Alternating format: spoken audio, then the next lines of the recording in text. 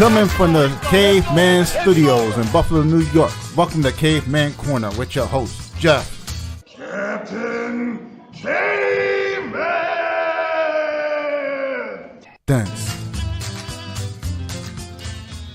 Click subscribe and the bell. Do it now! All right, I'm here with the man. I'm here with Josh Reichardt. We're going to get into it. He's only got like half hour. He's sacrificing some of his time before work to come on this podcast and get it on before he's going to go fight soon at K4. End of March, last Saturday of March. Check it out. Tickets still available. If you're going to get tickets, K4 Reichardt and promo code gives Josh ticket money so we can keep coming on the podcast, keep fighting. And welcome back, Josh. Thanks for having me, Jeff. Appreciate the introduction. Always, man. You're one of my favorite fighters. Man, you have to have the best mom in the game. Mrs. Reichardt is one of the best moms. Ben loves her to death. I love her to death. It was just her birthday, so happy birthday, Mrs. Reichardt. And I had to start with that. Thanks, I appreciate it. Yeah, she's my biggest fan, biggest supporter. She calls me every day. She actually tried calling me 2 times before the podcast, so she's probably going to chime on the group chat. But yeah, that's awesome, man. She's a great mom. You're fighting I'm not sure how to say Max's last name, man. So I apologize if I murder this, but Matt Couch? I don't know. I'm sorry. I know he's a local guy, and I can't say his name. That's terrible. I will learn how to say it by the broadcast because I'll ask him in the backstage. But what do you know about Max? I know Max is a young, up-and-coming fighter, trains at WNY. They have a team full of killers over there. He's a little bit bigger than me as far as like his frame. Undefeated. He's been pretty active recently. And that's about it. Have you ever sparred with him? I know you spar with a lot of local guys. No, I've been meaning to go up to WNY, but it's kind of on my potion days. And a lot of the WNY people come up to our gym during, when we don't have fights and stuff going on. He hasn't popped up yet. Awesome. So I want to ask you about this. I asked Janie about it, and she couldn't really answer me because she doesn't really do the Saturday sparrings. Mm-hmm. She says she sets up her own sparrings. But the WNY guys been coming in now that you have like 2 guys on the card against them. And how the Saturday sparring been working up at Boomer? Since we had the matchup finalized, we kind of put a pause to that. A couple of them have asked, but just so everybody's on the same page, because I don't know what people's preferences are and stuff like that. We just been keeping sparring in-house. So we had been that way for about 3 weeks now, I think. Cool. I was just wondering what happened with it. I started an MMA class, so I haven't been around Saturdays either. But it was one of the best sparrings in the area. Everyone was really well behaved. It was under control. It was great sparring. It was a lot of good work for everyone in the community. Yeah, it's been great. The turnout's been high. Everyone gets good quality rounds in. Like you said, everyone's respectful. So Saturday sparring is honestly my favorite day of the week. I look forward to that Monday through Friday. Yeah, me too. You've taken my fighters in. You've helped them, and I really appreciate it. And I think it's one of the best things about the community. Yep. I mean, I know we're fighting 2 local guys, things like that, but it really is Buffalo versus everybody. So we really want to elevate the fight team or the fighters in Buffalo, get them on the big stage because New York's been in the dark ages for the longest time. So I agree 100%. And now I build this fight like I did the write up for it, and I build it as what's that? I'm sorry, what did you say? You made me look like an old man. You kind of are old guys. You've been in the sport a very long time. But when was your debut? What year? 16 or 17? I don't know. That's almost 10 years, dog. That's a long time in fighting in the amateur. I'm not even 30 yet. It doesn't matter how old you are, it's how long you fought. Yeah, I know, but you made me seem like I was 45. I don't think I made you seem like you're 45. I think I made it seem like you're experienced. Okay. You've been in this game a long time. You fought the who's who of MMA. You fought the who's who of Thai boxing. You had the highest of highs. You had the lowest of lows. Mm-hmm. And now you're fighting a kid that's never had any lows. He's coming in. He's 2-0. Doesn't have a lot of experience, but he hasn't found what it is like to lose yet. And I think this is an awesome matchup. It's like a veteran against a rookie, and it's an exciting fight to me. I love this kind of fight. Mm-hmm. Yeah, I think it's a good matchup stylistically, and I think we're both going to learn a lot about each other. if you noticed, I didn't write anything about your physical tools slipping, anything like that. I don't think I sold you old. Well, that's good.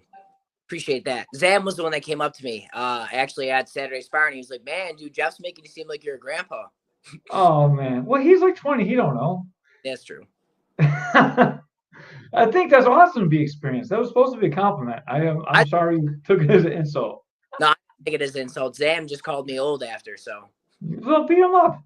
Yeah. You got me good last time, we'll say that. Yeah. I can't wait to see him leg kick without shin pads. I saw that comment and I was like, I'm excited to see that. I'm scared. Yeah. Yep. I think that's another great fight. Mm-hmm. You have 3 guys and a girl fighting on the card. What's training been like in the Boomer camp? It's been good. So I've been kind of, especially with me fighting, I'm extremely evolved. So I've been just rallying the troops, making sure everyone's doing extra work. The cardio's good. Everyone's on point with their diet. And it's been very beneficial for the gym because Coach Keith, he's pulled in many different areas with coaching, his personal life, promoting things like that. So with me, being in fight camp, it's just pretty smooth to get everybody together and get some work in. And then Keith can kind of focus on his other stuff. So, on us, like, you don't have to come in on Sundays or Saturdays all the time. Yeah. It's great to have someone that you can trust like you. I'd appreciate having a guy like you. I kind of do almost an Aaron, but he's not quite you yet, but he's getting there. Yeah, it's just a lot of experience. Yeah.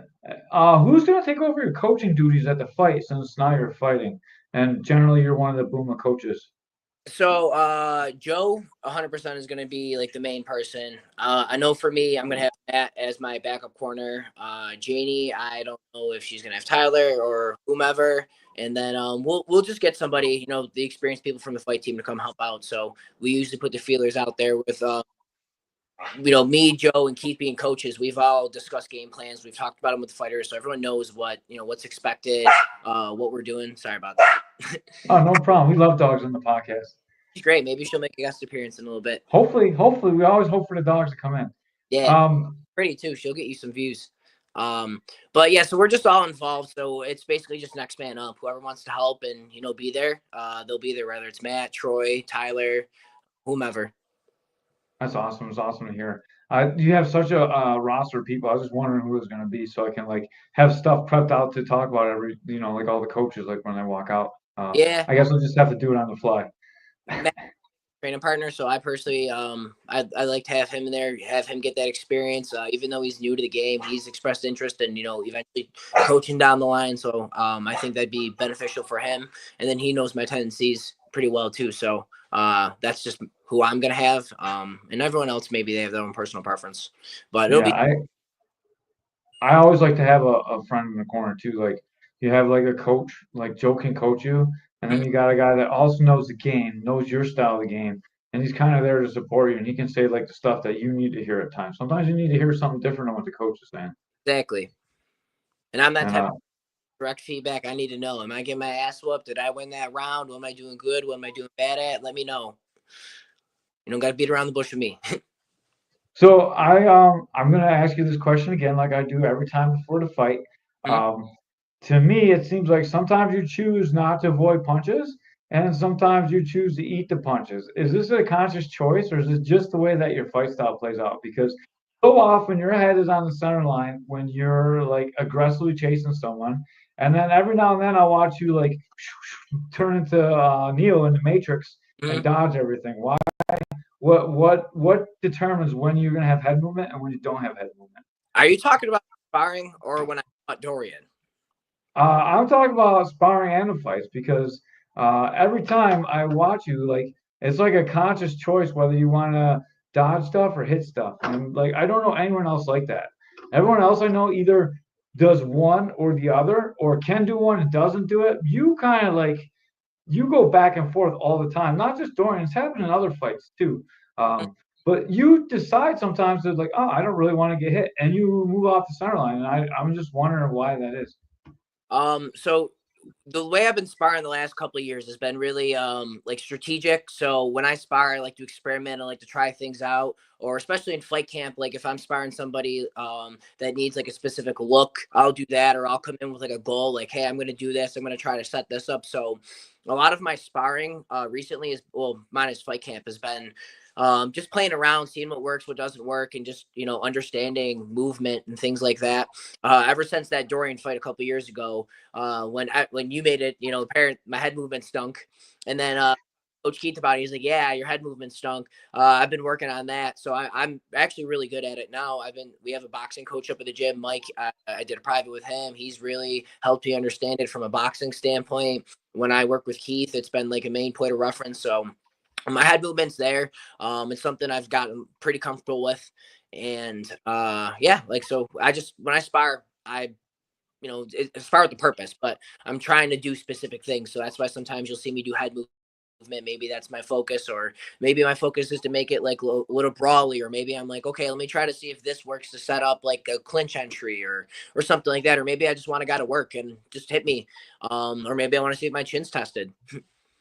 I've definitely noticed some things in the practice room that I won't say on the podcast because anyone can listen to it, and I would definitely talk to you about it in person. But like I've noticed how you've changed how you avoid getting hit in the head. I don't want to say this on here because I don't want to give it away. I watch you do this over and over again. It's something that you recently added to your game in the last year or so, and it's not on film yet, so I won't talk about it. So I'm gonna stop the questioning about it here.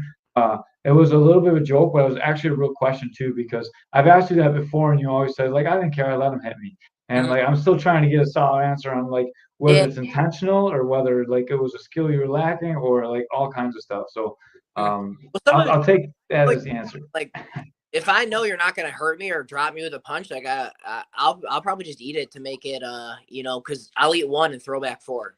Yeah, you have a very aggressive style, and Max seems to have like a counter striking style. Who do you think the fight is going to go better with? Like, you think it's easier to avoid you and hit you, or you think you're going to be able to tag him up? I think I have too many tools in the toolboxes, so I think how dynamic I am. I'm good in all the game, whether it's, you know, long distance, clinch. So, and then I have a really good pace. So I think, you know, I think he's going to struggle with all of my tools. He might, you know, think he's got me figured out, and then I'm going to switch it up. In all of your fights, I think you're the most underrated for your clinch. Your clinch is pretty good, and it seems like you don't get a lot of respect for your clinch. But I've been trying to get a Class A Muay Thai fight for the longest time with elbows, like for the last 2 years, and I have had no luck getting it. So I've been training it for a long time, and I'm eager to showcase it. yeah, I can't wait to watch you and have an opportunity for you to show it. Your clinch game is so underrated. Like I've been in your clinch and I felt it. I know how good it is. I know how strong you feel in the clinch, and I think you're gonna have an advantage going into this fight in the clinch. I think so too. This is an elbow fight, correct? Yep. I haven't seen him elbow yet. I haven't really seen you elbow yet. Who do you think is gonna come out with advantages in elbows? Me. I think I've been training, like I said, I've been looking for a Class A Muay Thai fight for the last 2 years. So I think, you know, I've been doing that probably since as long as he's been training. So I'm pretty good there. I didn't mean to make you sound old, man. I really apologize. I do. I did a write up for everyone that doesn't know, and we talked about it in the green room. And Josh's like, "Man, you made me look old," and that was truly not my intent. I was trying to emphasize how much skill Josh has had and how Josh has been in this game for the longest time. And Max is a young up and comer. And Josh got to go away, so I'll just carry the show for a second. Anyways, Josh has been in this game for a very long time. He's got the ability to avoid shots and land his own, and it's been always great to watch it. What'd you go get, man? My dog's freaking in the background, so I give her blueberries. Oh, that's so cool. Want to see her? Yeah, I love to see her. Dog's gonna get some blueberry. Aw. Catch. Oh, she sits. She missed. Oh, good girl. Knows a bunch of Who's tricks. your good girl? Yeah, she's a girl. That's awesome. I have to go back to a fight that we haven't been able to talk about yet, and it's a little bit of a sensitive subject, but you got knocked out in 7 seconds, I believe, or 8 seconds or whatever, against a guy that doesn't have the best record but got some heavy hands. Mhm. Um, how does that affect you and just change the way you train, or is it just another thing in the story of Josh Reichardt? I mean, it upset me in the moment. It's just kind of like I like, and this is no disrespect to him. I'm pretty sure he just got like lightning in the bottle. So I know we kind of danced around for a second, and then I was like, trying to make something happen. So I threw a kick, he threw a punch. I blocked it. Still rattled me. But that was the first time I've ever, I've had 15 fights, been knocked out, been hit that way. I was fine after the fact. And I know I took a little bit of time off of training to make sure that I was fine. I've never, like I said, never had a concussion or anything like that. So I wanted to treat my brain right. And like, shit happens. So it sucks. I don't really let it bother me. It doesn't bother me. I just, like I said, I kind of view it as like, yep, you got lightning in a bottle. And, if we were to run it back, I'm pretty confident that it would be the other way around. I know it's been hard for you to get a rematch, and I know you want it really bad, but I think it takes a really big man to be able to talk about your losses, and I really respect that about you a whole lot. He's a big guy too. Like, I went up in weight to fight him, so I'm naturally a 35er. I think we did when I catch weight at like 40, but he's fought at like 45. I think he's fought at 55 too. So Yeah. he's fought some really, really good guys. Like, so I'm not like sad about it. Like, obviously it stinks like to win, but it wasn't like something that I was like down in the dumps over. Dude, he was so similar to your MMA career. He's only fought like the elite people in the division, and he has got so much power in his right hand. He's dropped a lot of people that are very good just as well, and like he should have a better record than he has, just like you should too in MMA. Mm-hmm. And sometimes the matchups just don't work out, and sometimes you get caught, sometimes you don't get caught. Like such a game of inches, Like, and like 1 inch different, and you win that fight, and so inch that God, it got you knocked out. yeah, It's such a crazy sport. I'm just Has glad. that has that like fueled you to train harder and get back in there? I know you kind of contemplated just going to coaching for a while, and before that fight, and then you came out, you're like, oh, I want to fight some more. And is that like restoked the fire as a Josh, or what's going on? I see how much you've been running. Yeah, when I originally retired or whatever, I was like I did not want to do MMA anymore. But then the Skylar thing happened, where the whole build up and the trash talk, so that kind of got me back into it. And then like after that, I've really been only training Muay Thai, like strictly Muay Thai for probably the last 3 years. So when I fought Travis in MMA, I was training for a Muay Thai fight. Couldn't get a matchup. Time was getting short. I was like, I was offered an MMA fight or basically nothing. So I was like, okay, I'll take that because I've been training. So like I do want to fight just basically Muay Thai going forward, and I'm sticking to that. And like I just whenever I get the itch to fight, I'll fight. But Is my it focus is coaching. Like I know, like I'm still young, but the UFC is not really calling things like that. So a lot of it is just I need to get this experience. So I could be a better coach. And like I said, the elbows, this is something that's new for me. So I need to have that experience to be able to coach it. right? I don't think that 30 is too old to really still make a mark in the sport, even turning pro. Yeah. Um, Look at my coach. I think he turned pro at 33, 32. yeah, I turned pro at 36 or 37. I don't remember. Like it's still possible. There's nothing that's stopping you. So like that shouldn't be the number one concern. But it is hard. It's hard to live life. It's hard to have a girlfriend. It's hard to do everything. And Yeah. to be a pro, it's even harder because you have to do more stuff because you have to sell yourself more to sell tickets and get sponsorships and move up the rankings because you can sell tickets. Yeah, and like I think it's easier for me to fight because I don't have a lot of those distractions in my life. Like I don't have a family, I don't got kids, I don't got a girlfriend, things like that. I'm not in school, so I basically, get a good career, and I go to work, I coach, I train, and then I come home. Nice. Yeah, so it makes Um, me, kind of throw myself into because I've had, relationships and family things, or you're trying to further your career that have popped up, and it's like, man, I really can't train because I got to do X, Y, and Z. For sure. And like one of the toughest things to do is balance relationship, career, and fighting. Like it's very, very difficult to balance all three. And like if you have two of the three, it's still tough. If you got, one of the three is like super doable. And almost no one has, almost everyone has all three of the three. So it's very difficult to be able to do everything. Mm-hmm. What is your prediction for this fight? I know we're getting down to 10 minutes left. I think I'm gonna win by unanimous decision. So I haven't really seen his chin tested, so I'm not gonna say I'm gonna knock him out, things like that. But I do think that my volume, my pace, and then my skill is gonna overwhelm him, and I think I'll get a decision within 3 rounds. Do you think his conditioning is going to hold up? I watched the same tape that you did. He looked tired in the third round in both of those fights to me, and I see how much running you're doing, how much cardio you're doing. I've honestly never really seen you tired in the cage. Do you think you have a big conditioning advantage coming into this one?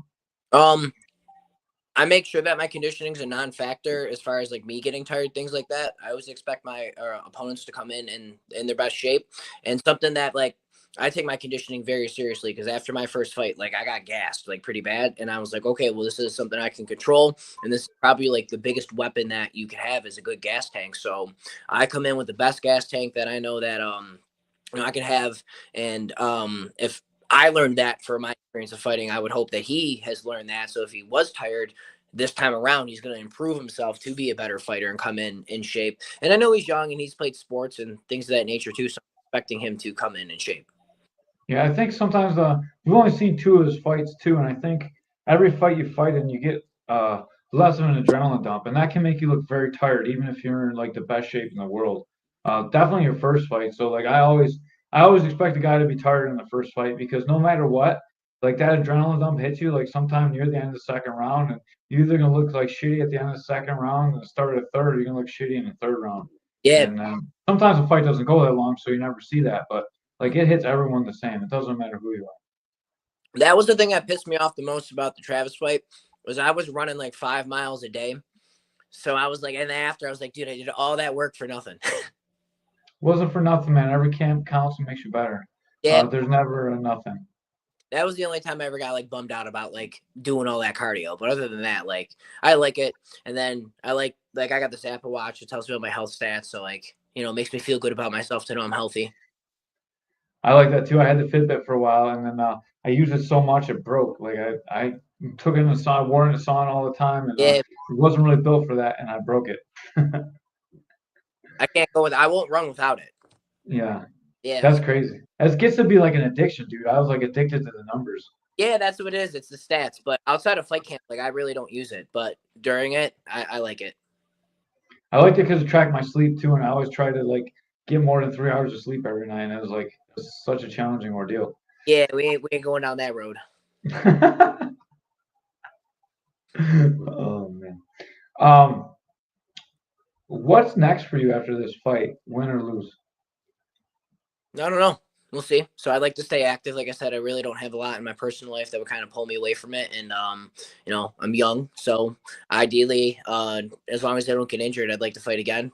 Keep the momentum rolling. That's one thing I've noticed in my career, especially like striking. I've been very streaky with it, so I feel like I would really progress as a martial artist if I can string like 3 of them together. And I don't like running and shit in the cold. So now that the weather's breaking, and I'm just planning on keeping the ball rolling because I want to see where it goes. You've been going to a ton of seminars. I don't know, like you haven't really posted too much film from them or anything, but Yeah. what is it like for you to go to all these seminars? I know you and Keith have been going to a lot of seminars, and I can't wait to see what you've been learning. Do you think it really helps you a lot?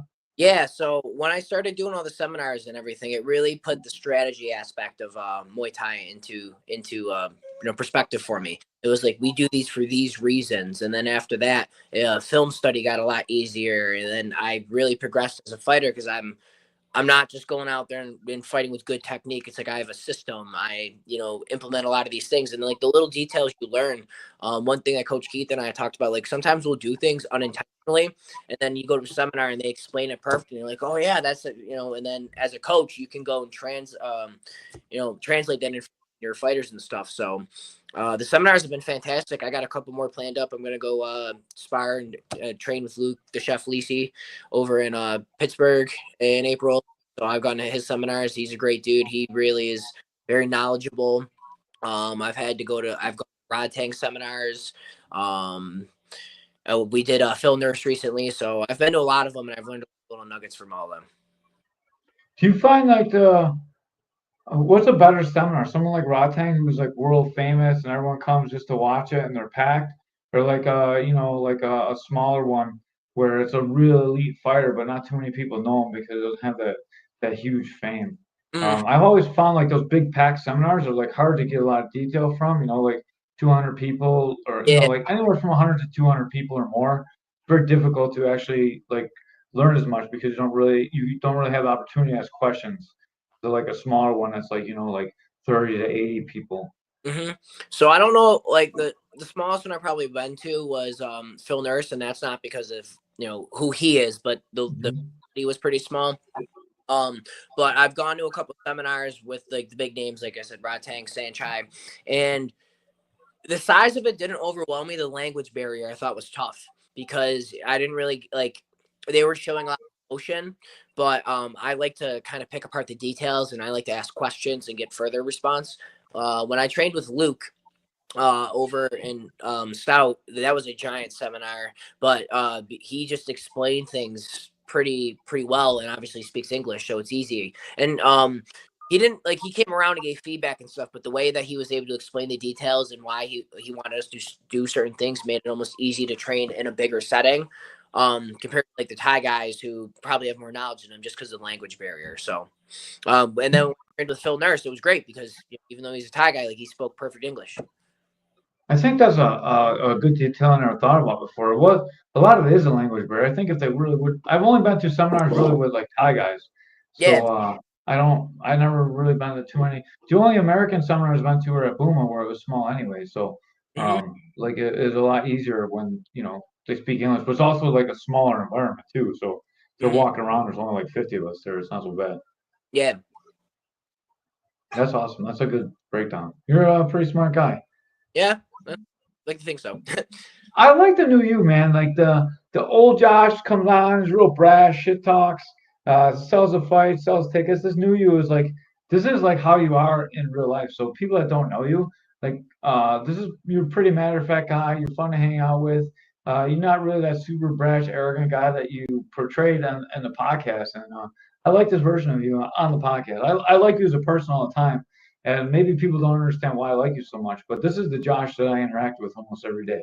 Yeah, this is the genuine me. So, previous times, those people poked the bear. That's why they got that type of response. Like I'm not a rude or arrogant or cocky person unless people are challenging me. I'm not just gonna be over there and be like F you or whatever.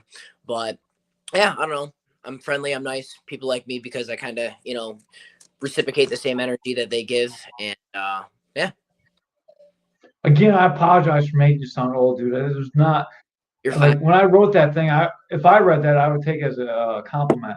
And I tried to write it like that too, and I apologize again. It's because Zam will call me old all the time. Zam's very quiet, but once you get to know him, he'll roast you and he'll be super quiet about it.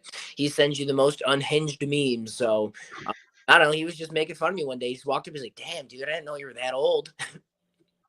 Jared Joseph, I don't know, but I like Josh versus 765. Laughing out loud. Well, we got what's his face, Niles. I had a brain fart. Niles is fighting their big heavyweight. He's gonna Xavier Curtis. He's fighting Xavier Curtis. So he's taking on the final boss. So you're gonna see those guys one more time. And I don't know, like I personally don't have a problem with them. Hopefully they don't have a problem with me. But if I know they've been fighting down in Indiana. Skylar's been asking me for a rematch. I won't give it to him, but I don't know. We'll see. Maybe down the line. But like I said, I'm focused on Muay Thai, and I don't think these guys want any of that. To be fair, I have to say, Niles has got the toughest 765 guy that I've ever seen. Oh yeah, because Xavier was actually really good on that card when he fought. So like Niles is really good too. I'm not taking anything away from Niles, but this is like a legitimate fight. This isn't like kind of a joke. And the experience too. I mean, Niles is making his debut. Xavier's had like 6 fights? Yeah. And dude, he had a barn burner in the K4. Like that was a really good fight. Yep. I actually gave him knockout of the night. He got $100 from me for that fight. So that was like crazy. Yup. K4 bonuses are back for this fight as well. I didn't say this in the last podcast. So $100 knockout on the night, $100 submission of the night, $100 for each participant, and fight of the night from Caveman's Corner to you guys. Perfect. Hopefully I don't get stoppage this time. Well, if you stop him super quick, like it could be knockout of the night. So definitely stick around. So anyone that's watching this, if you finish your fight or you think you had the best fight of the night, definitely stick around. If you leave early, it's hard to get you the guy's money sometimes. Especially when you guys don't have like money. Like you're easy because you're in Buffalo and it's not so hard. Mm-hmm. Ray better give me pizza too. Yeah. Oh, yeah. We have to go to Macy's after. Mm-hmm. Yeah. I don't know. We'll see if Ray can do it on Sunday. I don't know, if man. Not, we'll do it next Saturday. Seeing him around. Yeah, dude. Ray's not even here. Ray, you're gonna be gone before we even get Ray on because Ray's not available till after you're done. Yeah. So, I gotta go right now, anyways. Yeah, I know. Any sponsors before I let you out of here? Nah, I've been keeping this one low key, so I really just been focused on training and stuff like that. Like I really haven't been promoting it. Probably like, I have been in the past. So it's just me, myself, and I. I'd like to give a shout out to my teammates that've been working really hard, putting in extra hours with me. My family for putting up with my nonsense. We have had a lot going on that I've been kind of absent from, so I appreciate them giving me the time to focus on my stuff.